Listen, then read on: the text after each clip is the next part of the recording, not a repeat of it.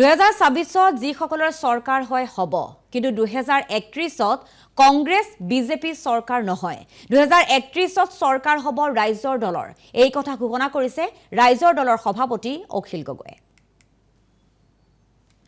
2021 চনত আমি এজন বিধায়ক আছিলো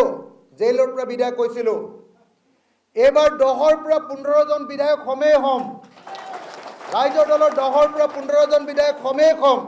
10ৰ পৰা 15 আপোনালোকে হিচাপ কৰি লওক আৰু 2031 চনত আমি ৰাইজৰ দলে অসমত চৰকাৰ গঠন কৰিম এই সংকল্পৰে আমি আমাৰ ৰাইজৰ দলৰ টিমে ঐক্যবদ্ধভাৱে কাম কৰি আছো ৰাইজৰ দলে ঐক্যবদ্ধভাৱে কাম কৰি আছো গতিকে আব্দুৰ ৰছিদ মণ্ডল তিনিবাৰৰ কংগ্ৰেছ দলৰ বিধায়ক শক্তিশালী বিধায়ক মাতমতা বিধায়ক সৰব বিধায়ক জনগণৰ পক্ষত থকা বিধায়ক আজি ৰাইজৰ দলত যোগদান কৰাৰ কাৰণে আজিৰ দিনটোৰ পৰা ৰাইজৰ দল নামনি অসমত আকৌ এবাৰ শক্তিশালী ৰূপত আত্মপ্ৰকাশ কৰে 2024 যিসকলৰ চৰকাৰ হয় হ'ব কিন্তু 2031 কংগ্ৰেছ বিজেপি চৰকাৰ নহয় 2031 চৰকাৰ হ'ব ৰাইজৰ দলৰ এই কথা ঘোষণা কৰিছে ৰাইজৰ দলৰ সভাপতি অখিল গগৈয়ে 2021 চনত আমি এজন বিধায়ক আছিলো জেলৰ পৰা বিধায়ক হৈছিলো এবাৰ 10ৰ পৰা 15 জন বিধায়ক হমেই হম ৰাইজৰ দলৰ 10ৰ পৰা 15 জন বিধায়ক হমেই হম 10ৰ পৰা 15 আপোনালোকে হিচাপ কৰি লওক আৰু 2031 চনত আমি ৰাইজৰ দলে অসমত চৰকাৰ গঠন কৰিম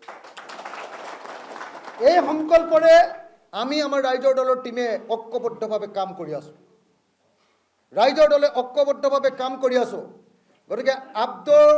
ৰছিদ মণ্ডল তিনিবাৰৰ কংগ্ৰেছ দলৰ বিধায়ক শক্তিশালী বিধায়ক মাতমতা বিধায়ক সৰব বিধায়ক জনগণৰ পক্ষত থকা বিধায়ক আজি ৰাইজৰ দলত যোগদান কৰাৰ কাৰণে আজিৰ দিনটোৰ পৰা ৰাইজৰ দল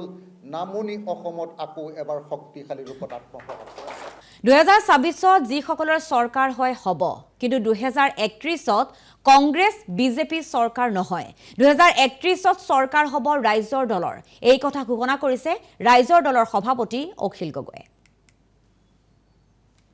2021 চনত আমি এজন বিধায়ক আছিলো জেলৰ পৰা বিধায়ক হৈছিলো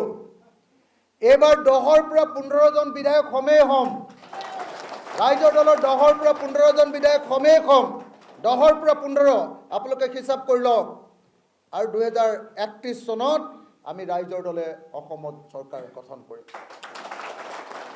এই সংকল্পৰে আমি আমাৰ ৰাইজৰ দলৰ টিমে ঐক্যবদ্ধভাৱে কাম কৰি আছো